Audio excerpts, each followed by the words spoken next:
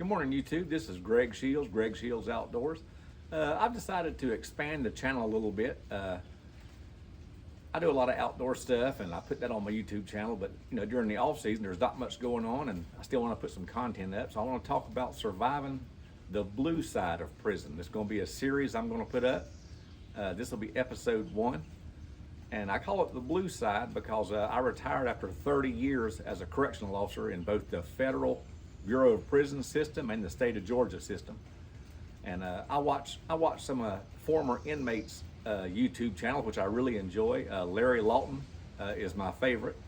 I like DJ DeLay. I like him. Some of them I don't care for, but some of them I really like.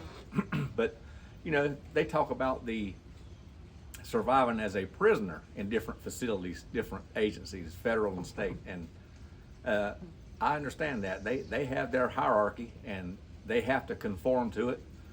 Well, the blue side of prison is where the officers are, and there's a hierarchy there too, and we have to conform to it. And it's a tough job. Less than 30%, according to the internet, the people that get the job actually make it to retirement. So I guess I would be a rarity. I made it 30 years, and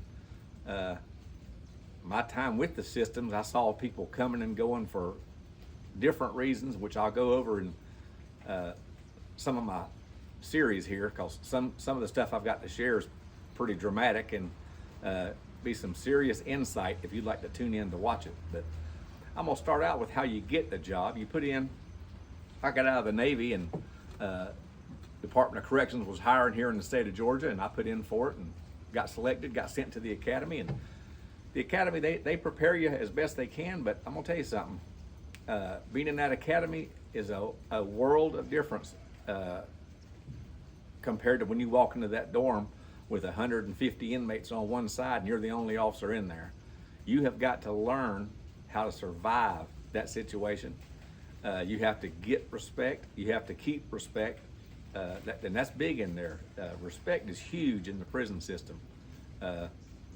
An inmate will kill another inmate for disrespect, and you have to command some respect, or you'll get run over in there, and you could get hurt and you could get abused.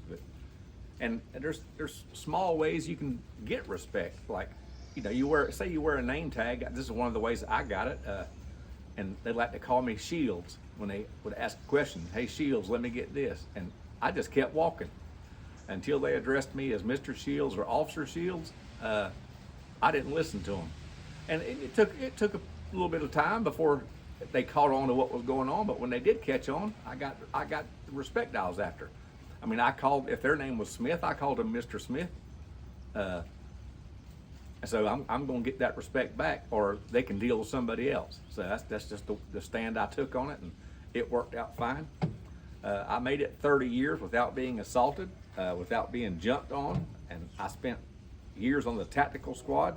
I made sergeant in the Georgia system, and I spent years on the CERT team, which is the Critical Emergency Response Team. We had to do cell extractions, and even if we had to go into a cell and take somebody down with the shock shield or whatever we had to do, when that situation was over, I went back to calling them Mr. and got on with my job. And that word spreads around the institutions that you work at, and I worked at 4 of them, 2 federal, 2 state. And when that word spreads about how you operate, your job will be much easier. But over my career, I saw many officers get involved in a bunch of crap they shouldn't have got involved in. And when you look back on it, it was survival is why they got involved in it. I mean, they were scared. They were scared of the job to begin with. They probably shouldn't have been in there, but they were in there, and they felt like they had to be the inmates' friends and do illegal stuff for them in order to survive the job. Well, you don't have to do that. Me and some of my friends that retire from there are living proof you don't have to do that. And it's just a tough job that you have to navigate, and every day is different. I spent 17 of my 30 years on an outside road detail where I took up to 12 inmates out away from the prison in a bus, and I had a shotgun and a pistol, and the rule was if they tried to escape, I was to shoot them. And one of the things I used to do on my detail when I get a new inmate, they would put the inmates on my detail and lock them in the cage in the bus, and then they'd issue my weapons. I'd get on the bus. Well, if I got a new inmate, one of the things I would do is call them up there to the gate, and I made it a point to do this with every new inmate I got on my detail, and I'd tell them that I had no hard feelings against them. Whatever they did to get there is irrelevant to me, that we had this job to do. He asked to be on an outside detail. He got put on one, and I would just tell him, if your reason for getting on here is to run from this detail, I'll stop you however I have to stop you. But there's no hard feelings, but I will shoot you, and you need to understand that, and that's just the way it is. And I never had a single problem. I did have to fire 2 warning shots on the road, both times to break up fights. You can't let them just continue to brawl out on the side of the highway or on a country road, because they'll end up killing each other. So you have to stop it, and you are authorized to use deadly force during a fight, because eventually one of them will get choked out and get killed. So you have to stop the fight. So that's what I did. 2 warning shots over my 17 years outside, and I think I enjoyed that job the most. The least favorite part of the job for me was working in the dorms. I mean, you be in a dorm, 100 people on each side. You're the only officer in there, and you have to go cell to cell, do your counts. You have to search cells, and it's a tough job. And the inmates are going to try you to try to get over on you, or see if they can see what they can get away with, see how far they can push you. And I just made it a point to stay within the rules. Now, even the rules, you have to flex on them rules. They're not concrete. They can't be concrete. If they're concrete, you're going to end up getting killed. You have to flex a little bit on stuff that you personally have to deem is not worth the altercation that would come from it.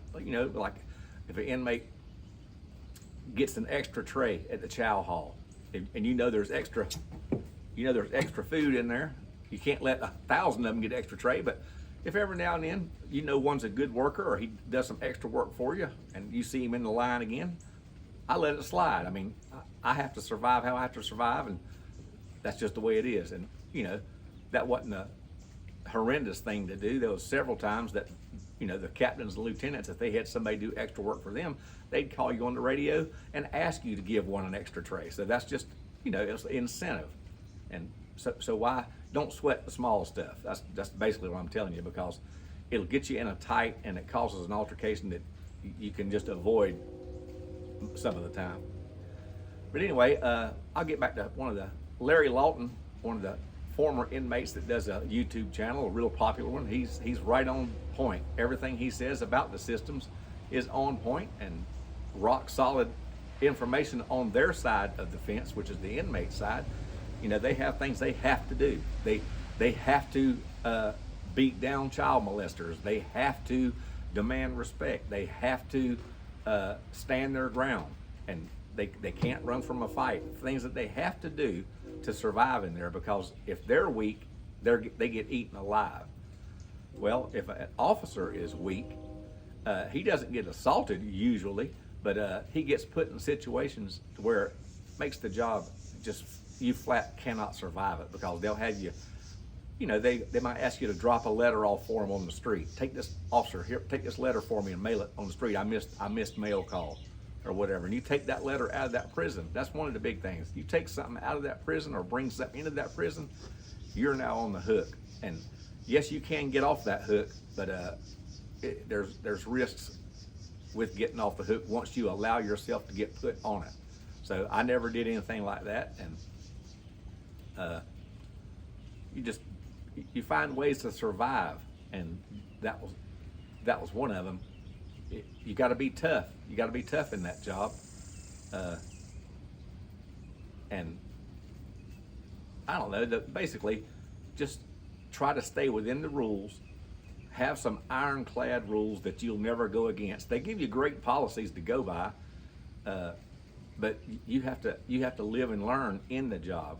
That book of policies. When you step off into that dorm with 100 inmates, 35 of them in there for murder, that book's not saving you.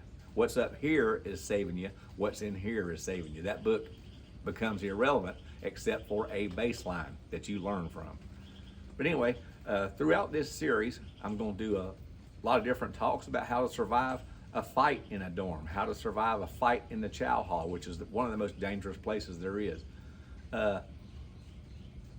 How to transport prisoners and be safe. I had two of my buddies on a Georgia Department of Corrections inmate transfer bus got killed. They had gotten lax in their jobs. This was a couple of years ago, and that video's on YouTube too, of them capturing those two inmates. But my buddies got to where they wasn't locking the gate. They just hanged the lock in the gate. So, sure enough, one night on their transfer, the inmate got up in there and got the lock off, took down the officer that wasn't driving, got his pistol, killed them both. Two of them escaped, the rest of them stayed on the bus. So because of that, the Georgia Department of Corrections now has a follow car policy, which they probably should have had from the get-go. What that means is, when the transport bus is hauling inmates, there's a follow car with armed officer in it, and he follows that bus everywhere it goes, everywhere it stops. That way you've got backup behind you. So, but anyway, two officers lost their life without having backup, and that's what prompted that. You have to just excuse all the cats around here. I feed some of the neighborhood cats back here in my backyard, and I put some food out every now and then. Well, that population has grown to 15, but I give them some food and they seem happy, so that's good for me. But anyway, getting back to the prison, I'll start out with intake. When new prisoners are coming into the prison system, as an officer that's running intake, you might have 60, 70 coming in. Well, you don't know whether it's that inmate's first time in the chain gang or he's a veteran, knows all about.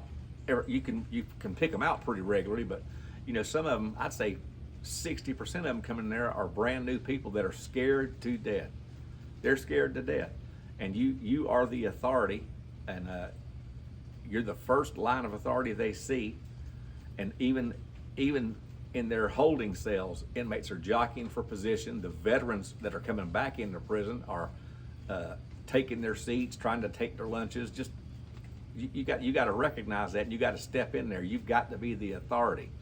And the veteran prisoners, they're not going to jump on you if you're making people follow the rules. Where you get hurt in a prison is when you don't follow the rules, and all of a sudden you have a change of heart and you want to start following the rules. Well, sometimes it's too late for you. When you've violated the policies and you've let inmates direct you on what to do, and all of a sudden your conscience bothers you, and you're going, I'm going to step up and man up and not do that anymore. Well, partner, a lot of times it's too late, and that's how you get hurt. That's how you get your family hurt, and it's just not a good thing. So, but I saw a lot of officers get involved in that, and there's just no excuse for it. But the reason was they just got hooked up wrong trying to survive. Their way to survive the toughness of the job was to roll over, and once you roll over, you got to keep rolling usually, or quit. That's about the size of it. But anyway, getting back to intake, when inmates come into the system, it's your job to get them situated, get them classified, get them into a cell that they can survive in. A lot of people try to catch protective custody when they come in. They can't live on the yard. They're going to get beat up. They're child molesters. They're wife beaters. They're rapists. Those people catch mortal hell in prison systems, and a lot of them don't survive. A lot of them get marked which sometimes the inmates slice their face, so they'll be identified as a child molester from then on. A lot of bad things happen, and some of these videos that I'm going to make here in this series are going to tell you some stories of some stuff I've seen that there's no words, and it sits with me today. I've seen some stuff that's pretty terrible, and I'm going to go over some of that stuff. But today I'm just going to talk about just bringing in new prisoners and getting them situated. And if you're a dorm officer and you have new inmates come in, and you recognize that they're scared to death, I always took it upon myself to make extra rounds in their cells. Ask them, were they okay? Do they find out where the chow hall is? What time meals are? Do they understand how counts work? I mean, they'll have to pick up on it themselves, but if you just go in there and show an interest, show any interest at all, and they have a question, they'll get to where they come to you. And I'd rather them come to me with questions about procedures than just getting it from somebody else that may be setting them up. So anyway, that's what that's about. But I'm gonna stop this one right here, and I'll be making a series of videos about different things, and I'm gonna entitle it "The Blue Side of Prison." So please like and subscribe so you won't miss one. I got some shocking information coming up on some of them, of stuff I've seen and had to handle, and I think you'll enjoy it, and I appreciate it. Have a good day.